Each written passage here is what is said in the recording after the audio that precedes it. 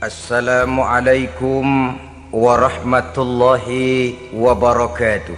Waalaikumsalam warahmatullahi wabarakatuh. Bismillahirrahmanirrahim. Alhamdulillahi rabbil alamin. Wal aqibatu lil muttaqin.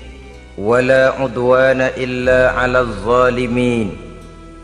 والصلاة والسلام على أشرف الأنبياء والمرسلين إمام المتقين سيد الغر المحجلين وعلى آله وأصحابه المجاهدين الطاهرين أما بعد. Saudara-saudara kaum muslimin rahimakumullah. Nabi Musa alaihi salam adalah salah seorang nabi yang termasuk di dalam kelompok ulul azmi, 5 di antara yang terbesar. Beliau mendapat gelar kalimullah, artinya rasul yang pernah diajak dialog langsung oleh Allah subhanahu wa ta'ala. Seperti yang kita maklum bahwa di zaman Nabi Yusuf alaihi salam, beliau membawa serta seluruh keluarganya untuk tinggal di Mesir. Maka berkembang biaklah keturunan Bani Israel di tanah Mesir. Sampai di zaman pemerintahan Ramses II yang merasa khawatir dengan semakin banyaknya keturunan Bani Israel di Mesir akan menghancurkan kekuasaan daripada kerajaannya. Ramses II inilah yang kita kenal sebagai Fir'aun di zaman Nabi Musa alaihi salam. Maka terjadilah kemudian kebijaksanaan yang tidak bijaksana. Orang-orang tua dari Bani Israel dikerjakan secara paksa, membangun bangunan-bangunan mercusuar. Kemudian bayi-bayi dari Bani Israel dibunuh. Orang tuanya disuruh kerja paksa, bayi laki-lakinya dibunuh, dengan target agar Bani Israel hapus dari permukaan bumi ini. Tetapi kehendak Allah pasti juga akan terjadi. Maka lahirlah Nabi Musa alaihi salam, yang kelahirannya disembunyikan oleh orang tuanya dari pengetahuan umum. Namun bagaimanapun disembunyikan, kekhawatiran itu datang juga di hati ibu Nabi Musa alaihi salam. Allah kemudian memberikan ilham kepada ibu daripada Nabi Musa, masukkan anakmu ke dalam satu peti, hanyutkan di sungai Nil. Itu dilakukan oleh ibu Nabi Musa alaihi salam.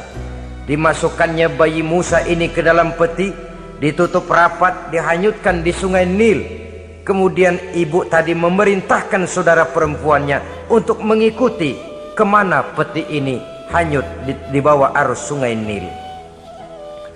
Adapun peti ini kemudian hanyut dibawa oleh arus sungai Nil, memasuki istana Fir'aun. Maka permaisuri atau istri daripada Fir'aun melihat peti hanyut itu, diperintahkan tentaranya untuk mengambil peti tadi. Manakala peti terbuka, berisi seorang bayi laki-laki yang sangat mungil, sangat gembiralah istri daripada Fir'aun. Diusulkannya kepada suaminya agar bayi laki-laki tadi diambil saja, dijadikan sebagai anak angkat, dipelihara dan dibesarkan dalam istana. Fir'aun menerima usul daripada istrinya. Maka sejak saat itu dijaga, dipelihara dan dibesarkanlah Nabi Musa alaihi salam di lingkungan istana Fir'aun laknatullah alaihi. Begitulah ia memasuki masa remajanya, tumbuh sebagai anak angkat daripada Fir'aun dengan segala fasilitas yang serba cukup di dalam istana Fir'aun, sampai pada masanya di mana ia kemudian menyadari bahwa ia sebenarnya bukan dari keturunan orang-orang Mesir, tapi berasal dari keturunan Bani Israel. Sehingga satu hari ketika ia keluar dari istana, ia bertemu dengan orang yang sedang bertengkar satu dari keturunan Bani Israel, satu lagi dari orang Mesir. Musa membantu orang Israel ini melerai perkelahian, tapi kemudian Nabi Musa memukul orang Mesir tadi, dan memang hebat, sekali pukul mati. Saudara-saudara, tidak sengaja Nabi Musa itu hanya memukul, memberikan peringatan, tapi mati. Ini disembunyikan oleh Nabi Musa, tapi bagaimanapun disembunyikannya, akhirnya toh tahu. Apalagi Fir'aun sejak awal memang sudah mendapat firasat. Jangan-jangan inilah yang banyak diramalkan oleh dukun-dukunku, ahli nujum di istanaku, bahwa akan lahir seorang anak laki-laki dari keturunan Bani Israel yang akan menghancurkan kekuasaanku, memusnahkan kerajaanku. Jangan-jangan ini orangnya. Sejak hari pertama menemukan bayi Musa, Fir'aun sudah punya firasat ke arah itu. Tapi karena kalah oleh desakan istrinya, maka diterimalah Musa untuk dibesarkan di dalam lingkungan istana. Sehingga akhirnya oleh karena perasaan bersalah ini, Nabi Musa melarikan diri. Melarikan diri dari istana Fir'aun setelah nyata-nyata bahwa dia memang keturunan Bani Israel. Melarikan dirilah Nabi Musa alaihi salam keluar dari Mesir menuju negeri Madian. Di dalam pengembaraannya, saudara-saudara, di satu lembah, Nabi Musa ketika itu belum menjadi nabi. Pemuda Musa ketika itu sedang beristirahat. Dari kejauhan dilihatnya orang sedang berdesak-desakan. Rupanya adalah pengembala-pengembala kambing yang akan mengambil air dari dalam sumur. Mereka berdesak-desakan, berebut karena sumur cuma satu, yang ngambil air kelewat banyak. Di antara desakan-desakan orang itu, Nabi Musa melihat dua orang wanita kakak beradik minggir saja, tidak ikut berdesak-desakan. Nabi Musa menghampiri dua wanita tadi. Kamu sedang apa di sini? Kami sebenarnya ingin mengambil air. Kenapa tidak ikut berdesak-desakan? Itulah soalnya. Mereka laki-laki semua, gagah perkasa pula. Kalau kami ikut berdesak-desakan, bagaimana jadinya kami? Biarlah kami mengalah menunggu sampai mereka selesai semuanya, baru kami akan mengambil air. Mengertilah Nabi Musa bahwa wanita kakak beradik ini demikian halus akhlaknya, gak mau berdesak-desakan sama orang laki. Budi pekertinya sedemikian luhur. Tungguin aja dah, ntar juga beres. Kalau semua udah kan pada minggir, kita nggak pakai berdesak-desakan. Saudara hadirin, menyadari kodrat kewanitaannya, sehingga berdesak-desakan itu saja sudah dianggap bisa mengurangi citranya sebagai wanita. Biar dia ngalah aja, tungguin ntar juga rapi. Bukan malah ikut ngerangsek gitu. Enak nih berdesakan sama orang laki nih, lumayan nih.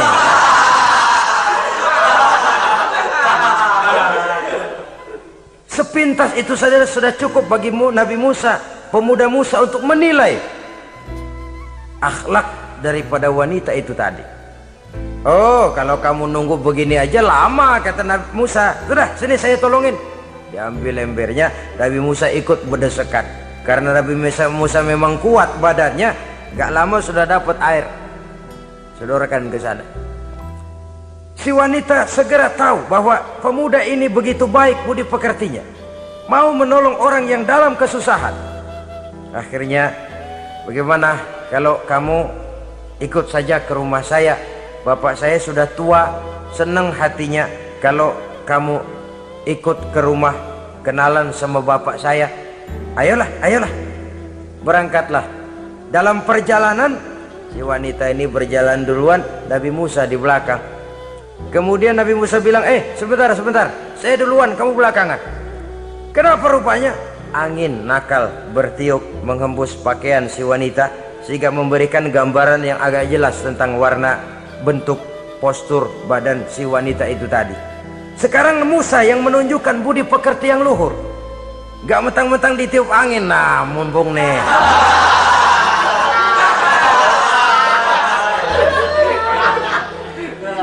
rezeki nih kapan lagi nyari yang begini ya? Jadi dua-duanya sudah menunjukkan satu akhlak yang sangat luhur.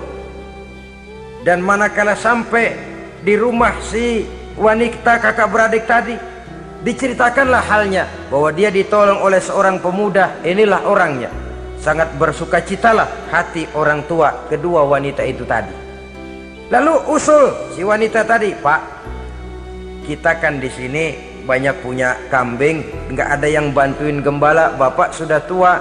Kalau ini orang kita minta tinggal di sini saja, gimana Pak? Ya terserah kamulah. Akhirnya Nabi Musa tinggal di sana.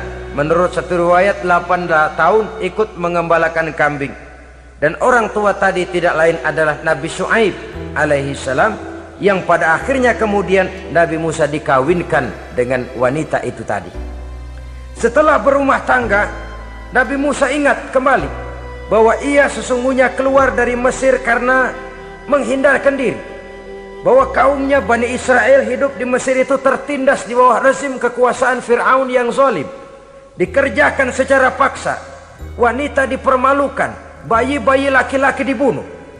Tergerak hatinya. Dia sudah enak, punya mertua bijaksana, punya istri cantik, hidup tenang sebagai pengembala kambing. Tapi nurani kebangsaannya berontak. Saya tidak boleh bersenang-senang sementara bangsa saya ditindas. Saya tidak boleh menari di atas bangkai saudara saya.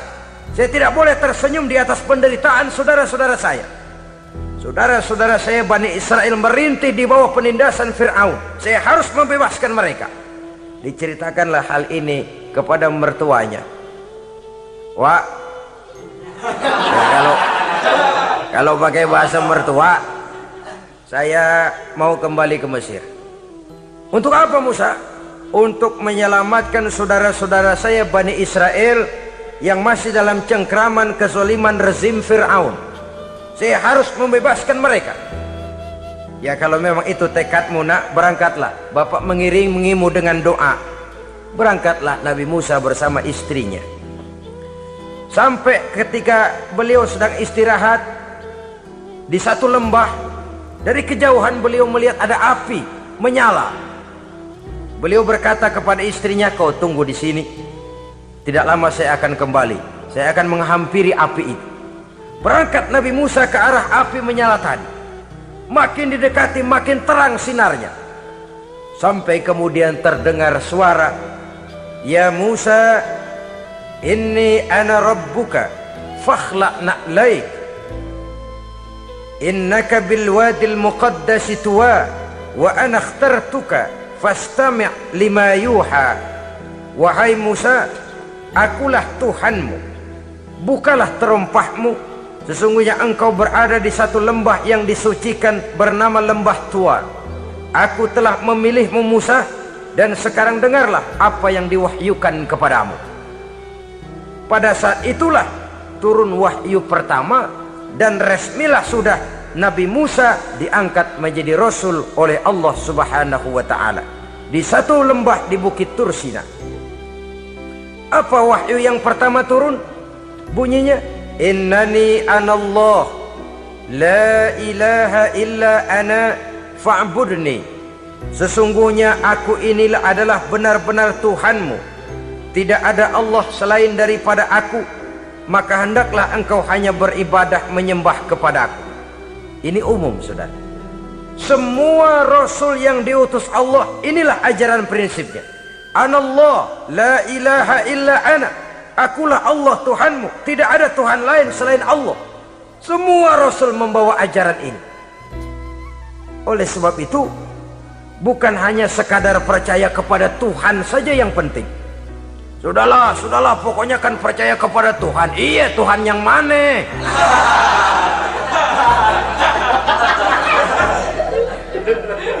Sebab kalau sekadar percaya kepada Tuhan, rasanya semua agama percaya kepada Tuhan. Begitulah orang Hindu percaya kepada Tuhan, tapi Tuhan menurut mereka Trimurti, Wisnu, Siwa, Brahma. Orang Buddha percaya kepada Tuhan, tapi Tuhan dalam pandangan mereka ada Tuhan kecil Hinayana, ada Tuhan besar Mahayana.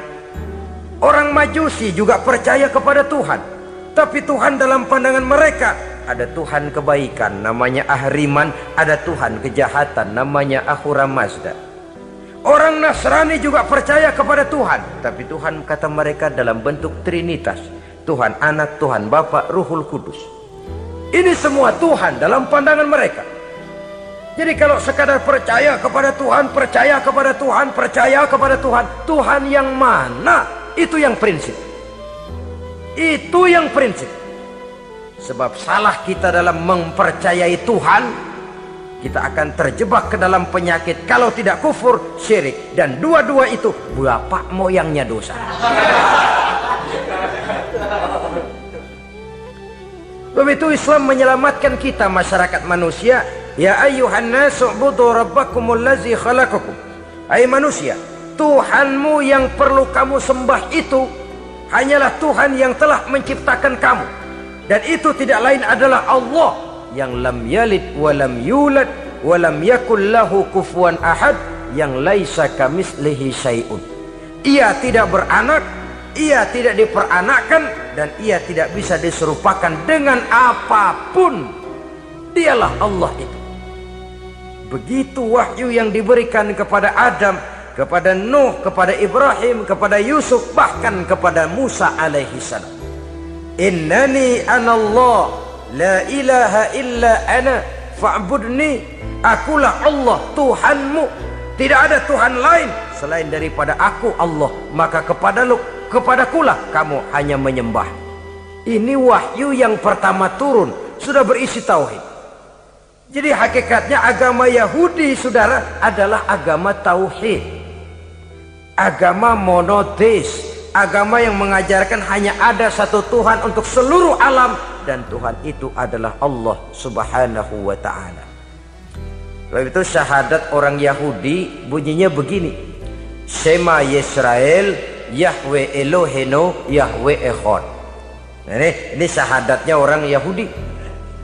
Itu perbedaan bahasa Suryani Ibrani dengan bahasa Arab.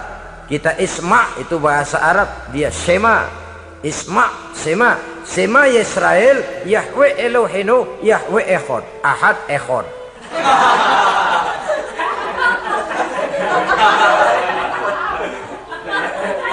Maksudnya jelas, Shema Yisrael Yahweh Elohenu Yahweh Echad.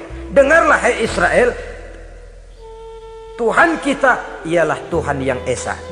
Yahweh kata mereka, Tuhan kita ialah Tuhan yang Esa. Esa tunggal, tidak beranak, tidak diperanakan. Kalau masih beranak, masih diperanakan, jangan Esa disebut, sebab dia masih berbilang. Dan maha suci Allah daripada sifat berbilang. Jadi asas dari seluruh misi yang dibawa oleh Rasul yang 25 itu sama, tauhid inti ajarannya. Setelah tauhid, wa aqimis sholata li dzikri, dan dirikanlah solat untuk mengingat aku. Jadi solat pun diwajibkan kepada Nabi Musa, cuma teknisnya yang berbeda. Bagaimana solat di zaman Nabi Musa, bagaimana solat di zaman Nabi Sulaiman, bagaimana solat di zaman Nabi Muhammad. Prinsipnya sama, solat, teknisnya yang berbeda. Di zaman Nabi Sulaiman konon solat itu tidak pakai ruku, tidak pakai sujud, diri saja. Makanya Nabi Sulaiman itu menurut riwayat meninggalnya dalam posisi berdiri. Artinya apa? Dalam keadaan solat beliau itu. Bukan diri ngejedek kayak kita nungguin bus, bukan.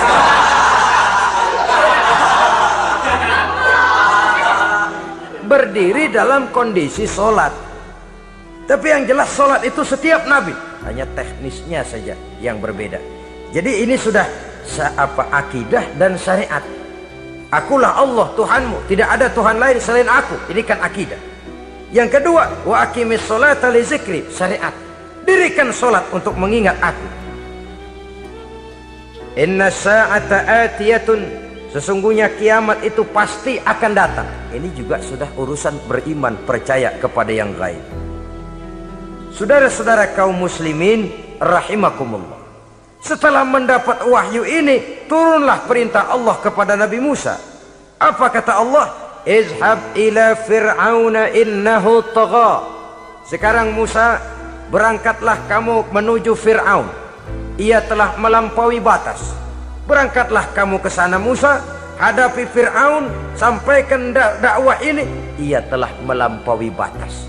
Innahu tagha, ia telah berlebih-lebihan. Nah, saudara-saudara, jadi dua fungsi sudah. Kalau pada mulanya Nabi Musa berniat kembali ke Mesir hanya untuk membebaskan kaumnya Bani Israel, sekarang malah bertambah. Tidak hanya sekedar itu, malah lebih utama adalah menyampaikan risalah, menyampaikan misi kerasulannya, menyadarkan Fir'aun, menegakkan tauhid, mengembangkan syariat. Bertambahlah tugas Nabi Musa sebagai pejuang bangsa, juga sebagai mujahid, pejuang agama.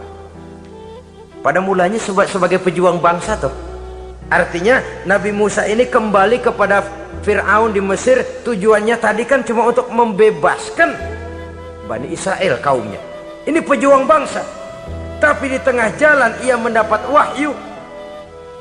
Berangkat kau kepada Fir'aun, innahu tagha, ia telah melampaui batas. Sadarkan dirinya, canangkan tauhid, sampaikan syariat. Bertambahlah tugasnya. Lebih daripada sekedar pejuang bangsa, ia juga pejuang agama, pejuang tauhid. Dwi fungsi. Kadang-kadang ada pejuang agama tapi tidak pejuang bangsa. Kadang-kadang ada pejuang bangsa tapi tidak pejuang agama. Nah, saudara-saudara kaum muslimin rahimakumullah, idealnya ya kedua-duanya. Ya pejuang agama, ya pejuang bangsa juga. Mendapat tugas seperti ini, apa permohonan Nabi Musa alaihi salam? Beliau berkata, qala rabbi shrah li sadri wa yassir li amri wahlul 'uqdatam min lisani yafqahu qawli waj'al li waziran min ahli Haruna akhi usdud biha uzri. Ini permohonan Nabi Musa ketika dilantik menjadi rasul. Diberikan tugas, berangkat kau ke Mesir, sampaikan risalah ini kepada Fir'aun karena ia telah melampaui batas. Apa permohonan Nabi Musa? Rabbi syrah li sadri, ya Allah, lapangkan hati saya. Wa yassir li amri, mudahkan urusan saya. Wahlul 'uqdatam min lisani, buka kebekuan lidah saya. Yafqahu qawli, sehingga mereka mengerti apa yang akan saya bicarakan. Ini kondisi dasar. Memulai satu perjuangan dengan persiapan dasar. Apa permohonan pertama? Isyrah li sadri, lapangkan jiwa saya. Menghadapi musuh dengan jiwa yang lapang itu penting. So, kalau kita menghadapi musuh dengan jiwa yang sempit, kita sudah kalah sebelum perang. Menghadapi musuh dengan jiwa yang lapang, artinya masih berharap kalau dia mau mengikuti ajaran ini. Jadi pada tahap pertama itu datang bukan sebagai orang yang mau membasmi, tapi sebagai orang yang mau menyelamatkan. Ini perlu jiwa yang lapang. Sebab dakwah Nabi Musa itu kan pertama menyadarkan Fir'aun dulu. Nanti akan kita lihat setelah disadarkan dengan kata-kata, tidak kena juga dengan bukti berupa mukjizat. Masih bandel juga. Musa mohon supaya dikirim bencana. Masih nggak mempan juga, habis urusan. Jadi ada tahapan sesuai dengan kemungkinan Fir'aun bisa menerima. Sama juga bayi itu kan kalau baru lahir ke dunia, brol, kasih susu emaknya dulu. Gedean dikit, bubur. Gedean lagi, nasi ulek dah. Udah gede betul, nasi. Udah gede banget, jengkol jejelin.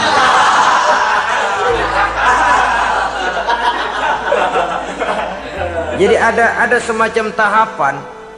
Kalau begitu lahir dikasih jengkol kan habis. Peringatan dulu. Setelah peringatan, bukti berupa mukjizat. Dihadapkan dengan sihir, menang mukjizat. Masih tidak mempan juga, teguran, dikirimkan azab, dikirimkan bencana. Masih tidak mempan juga, sudah ditenggelamkan oleh Allah di Lautan Merah. Itu akan kita ceritakan kemudian nanti.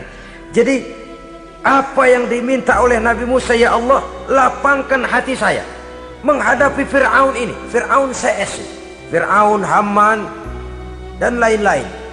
Dan jangan lupa Fir'aun itu cuma ya hakikat tapi juga simbol. Hakikatnya memang ada yang namanya Fir'aun itu. Simbol karena Fir'aun selalu berkembang. Di setiap zaman, di setiap tempat Fir'aun selalu ada. Cuma liciknya Fir'aun ini kemana dia pindah, ke situ dia ganti nama. Orang sering lupa padahal isinya Fir'aun. Namanya bisa Hitler, namanya bisa Mussolini, namanya bisa Stalin, tapi isinya Fir'aun. Kemana dia tinggal, di situ dia ganti nama. Simbol dari kekuasaan yang terlepas dari kontrol iman. Simbol dari kekuasaan yang menyebabkan orang lupa diri dan lupa daratan.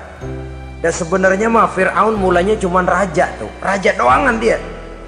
Cuman kelamaan jadi raja kagak mau turun-turun. Akhirnya dia menganggap tidak ada yang lebih tinggi daripadanya.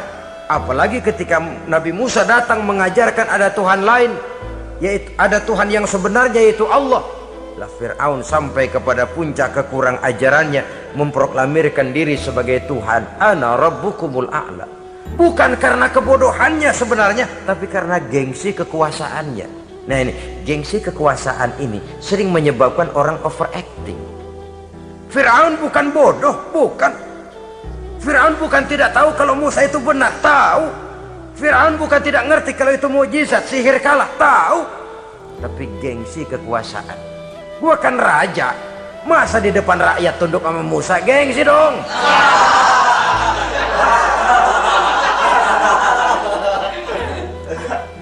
Cobalah lihat, gengsi kekuasaan sering membuat orang mau menginjak-injak kebenaran, mau membohongi hati nuraninya sendiri, mau membohongi kolbinya, hatinya.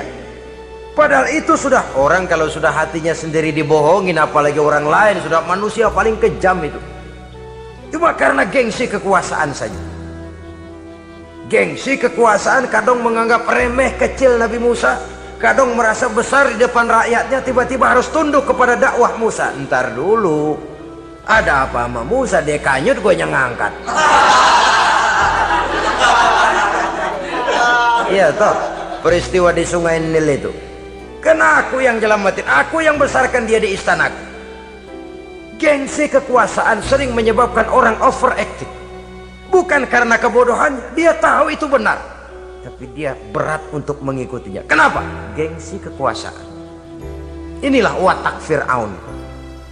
Oleh sebab itu Nabi Musa minta, ya Allah, lapangkan hati saya menghadapi orang kayak Fir'aun ini. Wa yassirli amri, dan mudahkan urusan saya.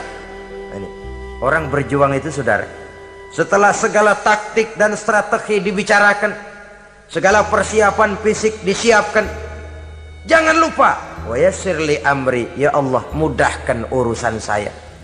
Sebab sepanjang yang bisa kita lakukan hanyalah berusaha dan berusaha. Kepastian, ketentuan, hak prerogatif daripada Allah Azza wa Jalla. Kalau Allah memberikan kemudahan, satu dunia orang mau menghadang, no problem. Kalau Allah sudah memberikan kemudahan, satu dunia orang mau mendatangkan kesulitan, gak ada gunanya. Wa yassirli amri, mudahkan kiranya urusan saya ini ya Allah. Karena sudah terbayang oleh Musa. Pertama, faktor psikologis. Bagaimanapun Fir'aun itu kan bapak angkat sendiri. Ya orang kalau nasihatin orang lain barangkali nggak terlalu jadi beban moral. Tapi kalau sudah menasehati orang yang pernah mengasuh dan membesarkan dia, itu kan beban moral. Sulit posisi ini, apalagi kekuasaan mutlak berada di tangannya, tentaranya gagah perkasa. Wa yassirli amri, mudahkanlah urusan saya ya Allah. Lapangkan hati, mudahkan urusan. Saudara-saudara kaum muslimin rahimakumullah, permohonan yang ketiga dari Nabi Musa setelah minta dilapangkan hati dan dimudahkan urusan, wahlul 'uqdatam min lisani, bukalah kebekuan lidahku. Satu riwayat menjelaskan bahwa Nabi Musa memang agak gagap kalau bicara. Riwayat lain menjelaskan bahwa beliau agak sedikit cadel. Tapi yang jelas, minta agar dibukakan kebekuan lidah. Ini mengandung satu pelajaran bahwa cara menyampaikan sesuatu akan sangat menentukan sesuatu itu sendiri. Sesuatu yang baik, kalau salah cara kita mengucapkannya, salah cara kita menyampaikannya, jadi tidak baik kesan orang. Ini soal ucapan. Soal hati itu Allah saja yang tahu. Tapi kan orang sebelum tahu hati ini, omongan yang didengar, tingkah laku yang dilihat. Maka ini yang diminta oleh Nabi Musa alaihissalam. Misi risalah ini berat. Menyampaikan pesan ilahi ini tidak ringan. Kalau salah saja ngomong, akan timbul kesalah pengertian. Oleh sebab itu, wahlul 'uqdatam min lisani, bukalah kebekuan lidah saya ini, supaya lancar bicara untuk menyampaikan yang hak, menghancurkan yang batil. Cara kita menyuguhkan sesuatu sangat menentukan sesuatu itu sendiri. Saudara datang ke rumah saya, yang saya suguhkan cuma segelas teh pahit dan singkong goreng, tapi kalau dengan kata-kata yang menyentuh, enak didengar telinga, nggak berasa tuh singkong goreng. Sebaliknya yang disuguhkan makanan mahal, mewah, lezat, caranya kasar, omongannya nggak enak didengar. Makan dah sikat abis ini, gue tau lu lapar abis ini.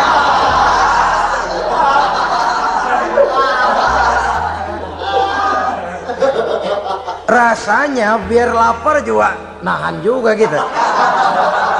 Apa itu? Bukan makanannya yang tidak enak, bukan kita nggak doyan, bukan, caranya itu loh, caranya. Nah, Islam ini agama yang baik. Kalau disampaikan dengan kata yang tidak baik, akan timbul, oh Islam kok gitu ya. Nah ini yang tidak diinginkan oleh Nabi Musa. Wahlul 'uqdatam min lisani. Kita begitulah dalam kehidupan ini, kadang mendengar satu ceramah bisa berurai air mata, bisa histeris, bisa gembira. Kenapa? Kepandaian orang menyampaikannya. Bicara dia 2-3 jam, rasanya baru 5 menit, baru sebentar kok tahu-tahu sudah selesai. Ada yang udah setengah jam, baru seperempat jam ngomong, udah rasanya udah kayak 3 jam.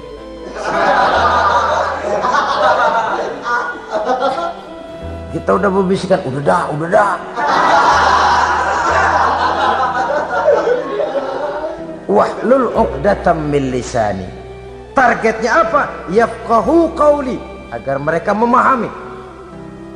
Tentu lawannya agar mereka tidak salah mengerti, agar mereka tidak salah paham. So, kalau misi ini diterima dengan salah paham, dakwah tidak nyambung. Maka ini doa banyak dibaca, diamalkan oleh orang-orang mimbar yang sering pidato. Lapang hati melihat kerumunan orang banyak, tapi nggak dak-dikduk, nggak kena demam mimbar. Udara dingin tapi keringat, baju basah. Saudara hadirin yang saya hormati, lalu permohonan yang selanjutnya daripada Nabi Musa alaihi salam, waj'al li waziran min ahli, dan jadikanlah bagiku seorang pembantu dari keluargaku. Siapa? Haruna akhi, dia tidak lain adalah saudaraku Harun. Usdud biha uzri, akan saya limpahkan kepadanya segala beban-beban yang saya derita. Artinya orang berjuang perlu teman, nggak bisa sendirian.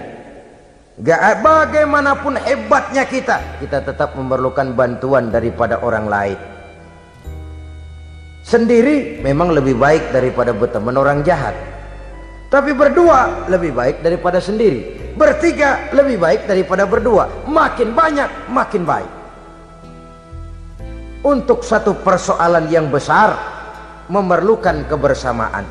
Begitulah Nabi Musa memberikan contoh. Saya tidak bisa berjuang sendiri, saya minta dibantu oleh saudara saya Harun. Jadikan dia pembantu saya, tempat saya membagi suka dan duka dalam perjuangan ini, tempat saya bercerita, tempat saya mengeluh, tempat saya melarikan persoalan. Sebab beban hati itu akan berkurang kalau kita ada tempat kita bercerita. Nah, saudara-saudara, berangkatlah Nabi Musa ke Mesir, kemudian mulai menyampaikan dakwahnya kepada Fir'aun laknatullah alaih. Fir'aun mendengar Musa datang kembali, kemudian terjadilah forum dakwah itu. Apa kata Fir'aun? Musa, kamu kemana saja? saya pergi ke Madian. Apa yang kamu lakukan? Begini, begitu. Kamu melarikan diri? Pada mulanya iya. Dan sekarang apa maksud kamu datang kembali ke Mesir? Semula saya ingin membebaskan kaum saya Bani Israel. Lalu saya kemudian menerima wahyu dari Allah. Ditugaskan, diperintahkan langsung oleh Allah Sang Maha Komandan untuk datang menemui Tuhan, menyadarkan Tuhan dari kesesatan selama ini. Siapa Allah itu Musa? Allah adalah Tuhan saya dan Tuhan juga dan Tuhan seluruh alam ini. Baru nih Musa, saya baru dengar nih ada yang begini nih. Tuhanlah pakai nggak kelihatan, Tuhanlah cuma satu, yang Tuhannya banyak aja masih kelaparan.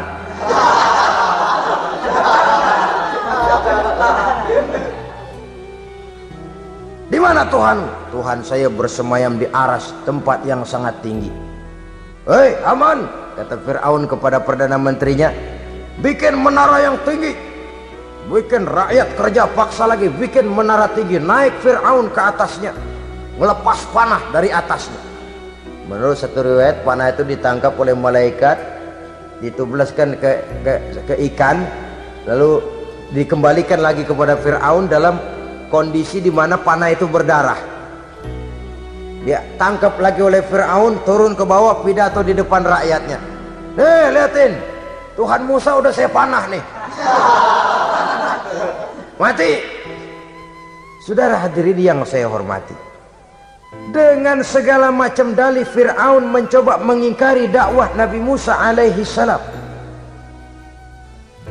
Baiklah Musa, andai kata kamu benar, apa buktinya?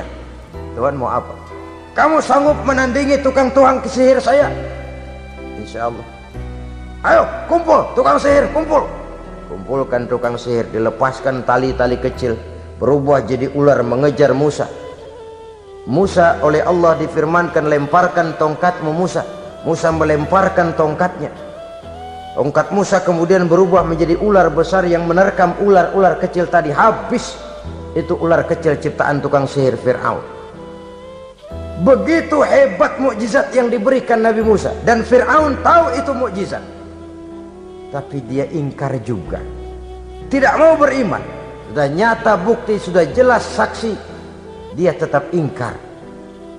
Akhirnya Nabi Musa berdoa memohon kepada Allah, Rabbana innaka ataita fir'auna wa mala'ahu zinatan wa amwalan fil hayatid dunya. Wahai Allah, sungguh engkau telah memberikan kepada Fir'aun dan para pembesarnya zinatan, segala macam perhiasan, wa amwalan, dan segala macam harta benda, fil hayatid dunya, di dalam kehidupan dunia ini. Rabbana liyudillu an sabilik, semuanya hanya menyebabkan mereka jadi sesat dari jalanmu.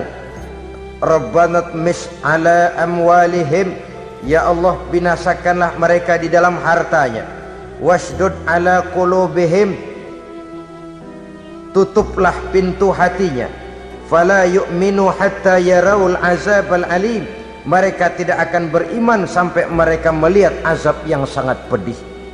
Sudah dibuktikan, dakwah baik-baik tidak mempan, bukti berupa mukjizat tidak kena, sampai dikirimkan teguran berupa berbagai macam bencana, masih tidak juga beriman. Akhirnya Nabi Musa memutuskan, kalau begitu menyelamatkan kaum dululah.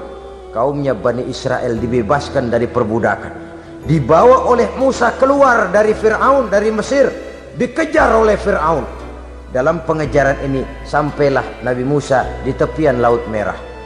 Buntu, depan laut, belakang tentara Fir'aun. Maju kecebur, mundur kepergok musuh, nggak ada pilihan lain. Dalam kondisi seperti ini, Allah subhanahu wa ta'ala berfirman kepada Musa, lemparkan tongkatmu ke laut, hai Musa. Musa melemparkan tongkatnya ke laut, terjadilah mukjizat. Laut terbelah, jalan muncul ke permukaan laut. Lewat Musa di jalan itu, Fir'aun terus mengejar. Ketika Musa sampai di tepian sebelah sana, Fir'aun masih di tengah jalan. Laut menutup kembali, hilang itu jalanan. Fir'aun dan seluruh tentaranya tenggelam di Lautan Merah. mati. Pada saat kondisi seperti itulah Fir'aun dalam keadaan menghadapi sakaratul maut, napas cengap-cengap, hampir putus di leher, berkata dia, amantu bi Rabbi Musa wa Harun. Kalau begini mah saya juga percaya dah sama Tuhan, percaya dah sama Tuhannya Musa dan Tuhannya Harun. Kata malaikat maut, kemarin kemana mas?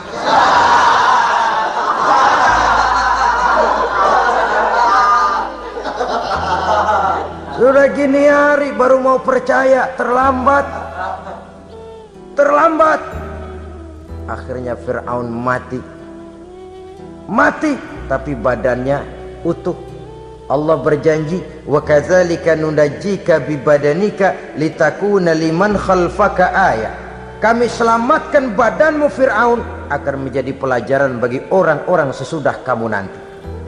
Fir'aun mati, tapi badannya selamat terdampar di tepi pantai oleh rakyat Mesir. Wah, ini raja kita nih, raja kita, ketemu, hidup, mati.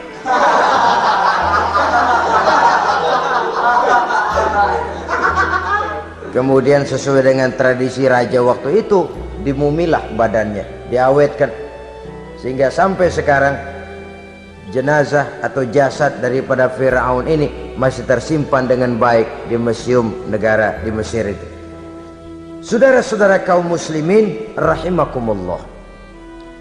Jadi satu hal yang bisa kita ambil pelajaran daripada riwayat perjalanan dakwah Nabi Musa ini, bahwa dakwah menyampaikan risalah memang bukan jalan lurus dan licin bertabur bunga di kanan kirinya.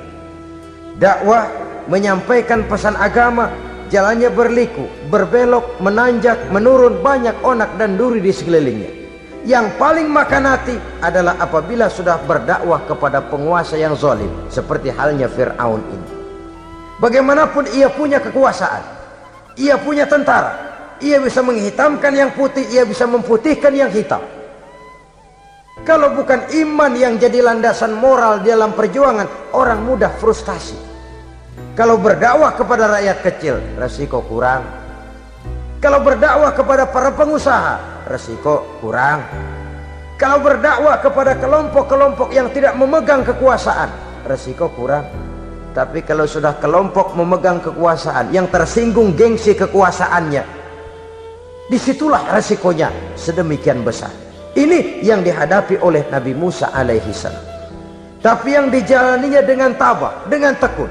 Karena kebenaran memang bisa ditekan, tapi satu hal yang jelas, kebenaran sama sekali tidak akan bisa dikalahkan. Buat sementara dia bisa ditekan, tapi lambat atau cepat dia pasti akan muncul ke permukaan, dan kebenaran jugalah yang akan tampil sebagai pemenang. Sebenarnya kurang apa Fir'aun? Kekuasaan mutlak berada di tangannya. Seluruh menteri-menterinya adalah pendukungnya belaka. Rakyat dipaksa untuk takut dan taat kepadanya. Dia adalah kekuasaan tunggal di Mesir. Sementara kaum Bani Israel berada di bawah penjajahannya, penindasannya, kesewenang-wenangannya. Dan bahkan ketika Nabi Musa sudah menyampaikan dakwahnya, Fir'aun malah sempat mengungkap jasa. Musa, kamu kok sekarang bisa begitu?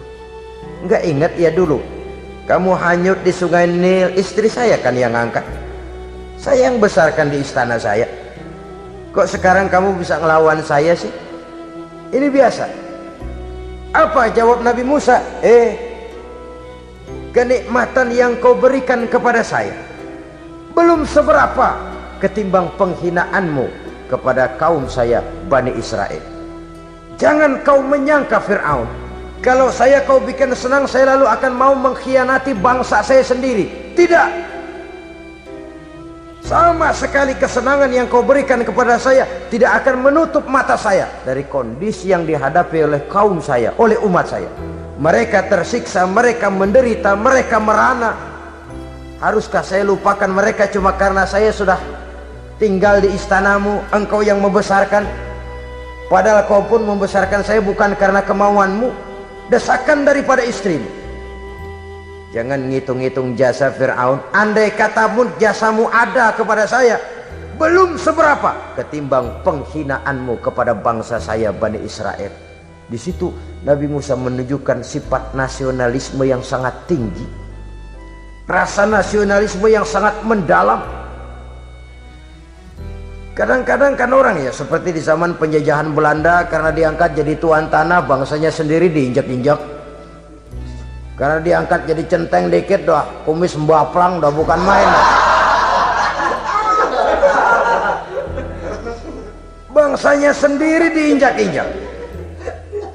Fir'aun mengingatkan ini, kalau cara kita lo gede di sini, makan di sini, segala macam di sini dah, masa lupa kacang sama kulitnya. Kasarnya mah lu bisa begini nih Musa nih, gue yang rawatin lu. Saya yang menjagamu, mengangkatmu dari sungai Nil. Masa sekarang sudah gede begini kamu mau berhadapan dengan saya? Punya pikiran dong dikit kalau cara kita. Mikir dong, mikir. Dulu lagi kayu di Nil, siapa yang angkat? Musa tidak membantah. Betul itu Fir'aun, betul. Tapi apalah artinya semua itu ketimbang penghinaan yang engkau berikan kepada bangsa saya? Saya tidak mungkin menari-nari di atas bangkai umat saya. Saya tidak mungkin bersenang-senang di atas penderitaan kaum saya. Dan saya tidak mungkin senyum ceria di atas derita daripada kaum saya. Dengan tidak melupakan jasamu, saya tidak akan merubah pendirian saya. Saya ingin membebaskan penjajahan. Saya ingin membebaskan kaum saya Bani Israel dari belenggu penindasan.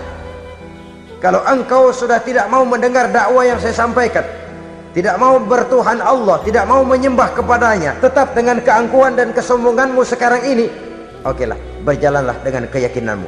Tapi saya harus membebaskan kaum saya Bani Israel. Saudara-saudara kaum muslimin rahimakumullah, itulah jalan dakwah, jalan menyampaikan risalah agama, risalah Islam. Sekali lagi, bukan jalan lurus bertabur bunga. Tapi agama memberikan ajaran, balighu anni walau ayat. Sampaikan dari aku walaupun cuma sekedar satu ayat saja. Tugas ini memang mulia tapi berat. Tugas ini memang terhormat tapi penuh resiko. Ya kalau menyampaikan asal sekedar menyampaikan, sudahlah pokoknya nyampaikan, percaya syukur kagak, udah dah.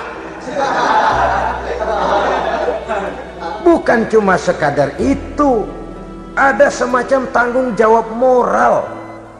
Maka kondisi dasar yang dilakukan oleh Nabi Musa, permohonan yang tadi itu, ya Allah lapangkan hati saya. Jalan ini penuh onak dan duri, berliku menanjak menurun, banyak halangan, tentangan, rintangan dan fitnahan. Kemudian mudahkan urusan saya. Menentang kekuasaan Fir'aun bukan perkara ringan, bukan urusan main-main. Menentang raja yang sedang berkuasa, kekuasaannya mutlak, otoriter pula, diktator murni Fir'aun itu. Mudahkan urusan saya menghadapi jalan ini ya Allah. Karena tidak mungkin menurut otak, mana bisa kata kebiasaan, impossible kata rasio. Kalau Allah mau memudahkan, semua jalan akan terbuka dengan mudah. Tapi kalau Allah yang mempersulit, bagaimanapun matangnya perhitungan strategi, taktik, rencana, program, planning, kalau Allah mempersulit, jalan itu akan jadi buntu jadinya. Oleh sebab itu maka persiapan zahir harus diimbangi dengan persiapan batin.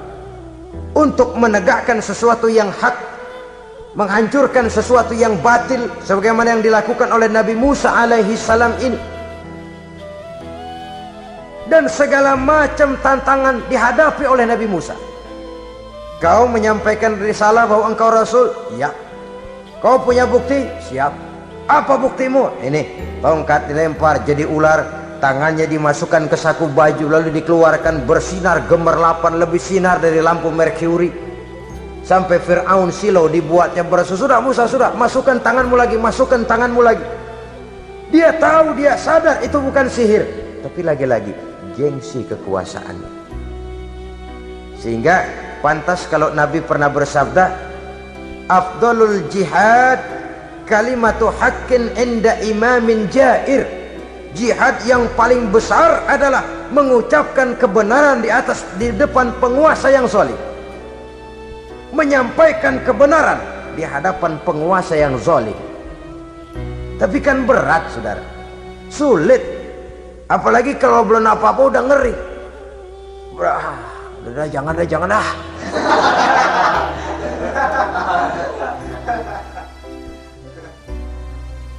Itu sebabnya Ishrah li sadri, lapangkan hati saya. Saya tidak punya kepentingan apa-apa kecuali menyampaikan kebenaran. Kalau sudah ada kepentingan pribadi, itu yang sering jadi handicap, itu yang sering jadi jurang pemisah antara kita dengan orang yang akan kita sampaikan kebenaran tadi. Saudara-saudara kaum muslimin rahimakumullah, maka terasa benar relevannya doa yang diajarkan oleh Rasul kepada kita.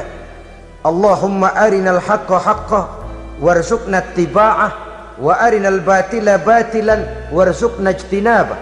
Ya Allah, tunjukkan kepada saya bahwa yang benar itu benar, berikan saya kekuatan untuk mengikutinya.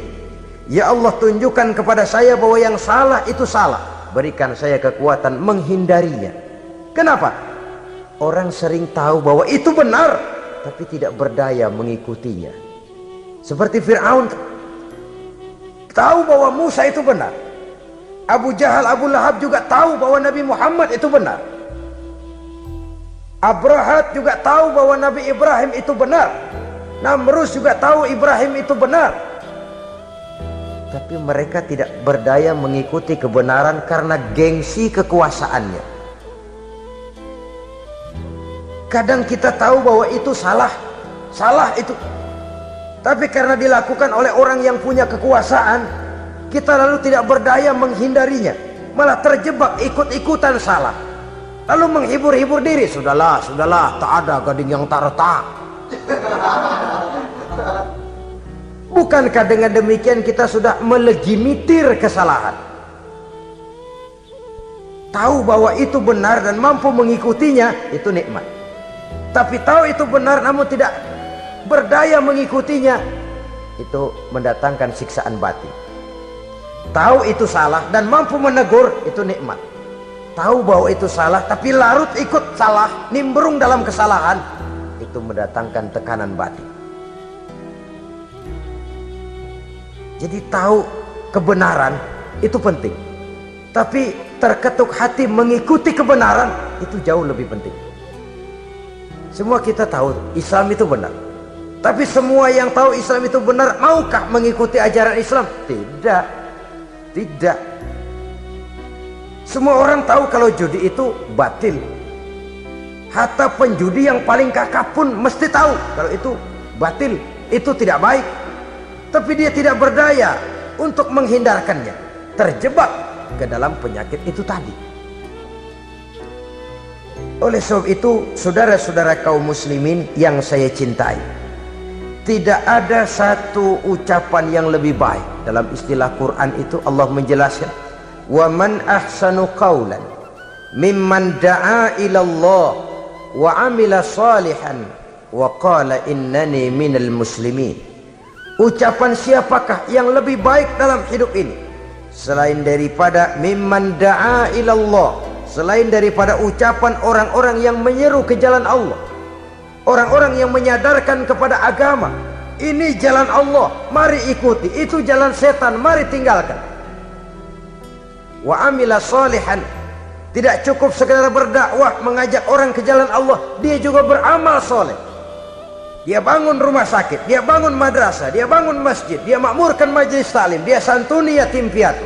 Wa qala innani minal muslimin, seraya berkata, saya termasuk orang yang berserah diri kepada Allah.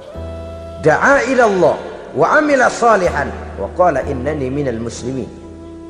Menyerukan manusia ke jalan Allah, beramal soleh, dakwah bil hal kata orang sekarang. Kemudian mereka pada akhirnya berkata, kami adalah sekelompok orang-orang yang sudah berserah diri kepada Allah. Segalanya diserahkan kepada Allah.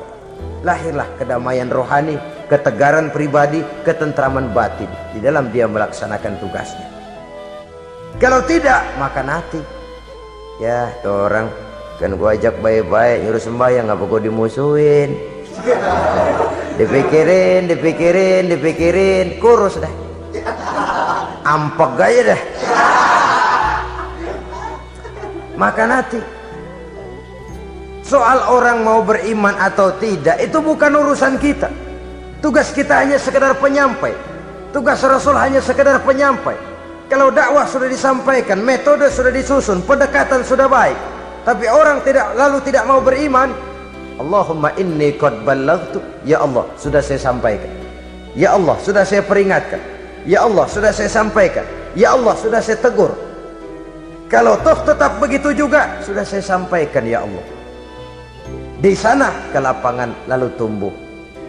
Jadi dengan kata lain, kita hanya berusaha, hidayah adalah di tangan Allah. Oleh sebab itu, kita ini termasuk yang bersyukur telah mendapat limpahan hidayah ini. Kalau kita lihat Fir'aun CS, termasuk Haman, Perdana Menterinya, dan seluruh bala tentaranya, kurang apa? Mereka lihat mukjizat. Mereka saksikan kebesaran Allah. Di dunia juga mereka sudah dikirim bencana, teguran kepada mereka, entah tidak juga beriman. Dan strategi Nabi Musa, mula-mula dialog, diajak ngomong, diajak bicara, diajak mikir, tukar pikiran. Allah itu begini-begini, oh tidak bisa, iya begini-begitu.